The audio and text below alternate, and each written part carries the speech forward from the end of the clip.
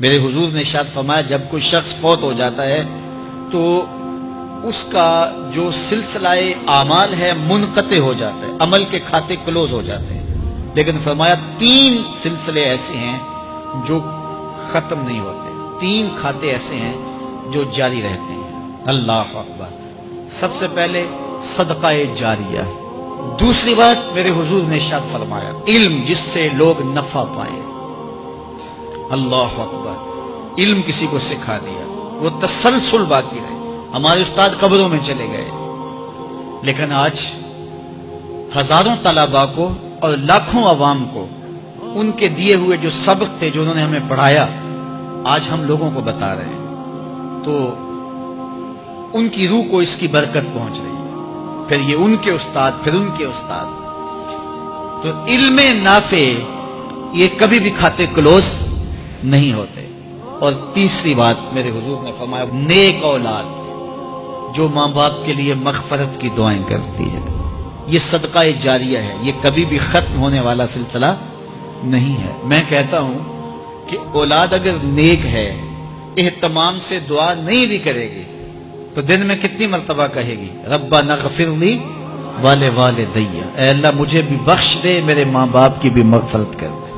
ایک شخص کے 5 بیٹے ہیں، 4 بیٹیاں ہیں، 3 بیٹے ہیں، 4 بیٹیاں ہیں، تو اب سارے نمازی ہیں، تو روزانہ 5 نمازوں میں کتنی مرتبہ ربنا اغفر لی ولوالدی۔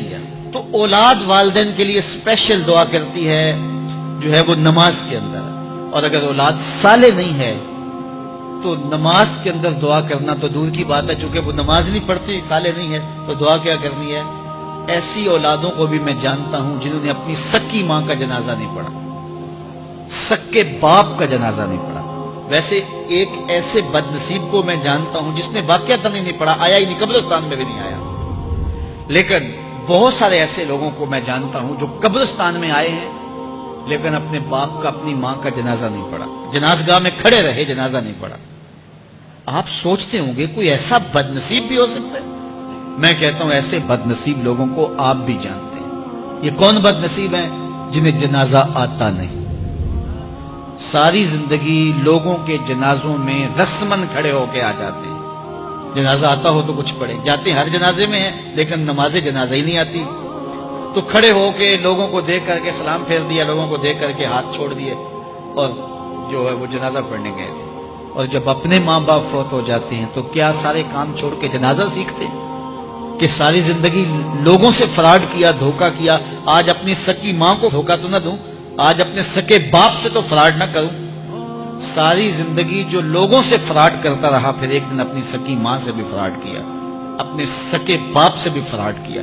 اور مجھے بتاؤ شخص سے بڑا کوئی بدبخت ہو سکتا ہے کہ جو اپنی سکی ماں سے فراڈ کرے اور وہ بھی مرنے کے بعد، سکے باپ سے فراڈ کرے، اس کی لاش پڑی ہوئی ہو اور وہ اس سے فراڈ اور دھوکہ کر رہا ہو؟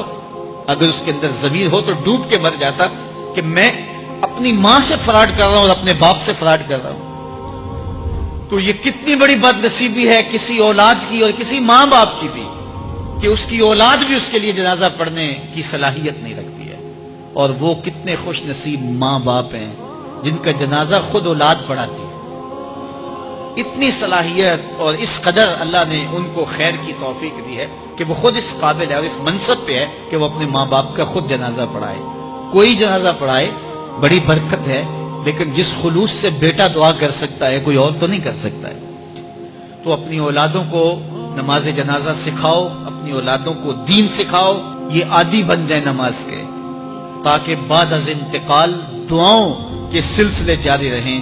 جو شخص روزانہ اپنے والدین کے لیے مغفرت کی دعا مانگے، والدین زندہ ہوں تب بھی، فوت ہو گئے ہوں تب بھی، علماء فرماتے ہیں ساری زندگی اس کے رزق میں بے برکتی نہیں آ سکتی۔ تو اپنے ماں باپ کو خوش رکھیے گا اگر زندہ ہیں تو، اور اگر فوت ہو گئے ہیں تو ان کے لیے دعاؤں کا سلسلہ کبھی بھی موقوف نہ ہونے دیجیے گا۔ 5 گانا نمازوں میں تو دعا چلتی ہی رہتی ہے، اس کے علاوہ بھی دعا مانگے۔ اللہ آپ کو، مجھے، سب کو اپنی رحمتوں کے سائے میں رکھے، ہم سب کے ماں باپ کی مغفرت فرمائے۔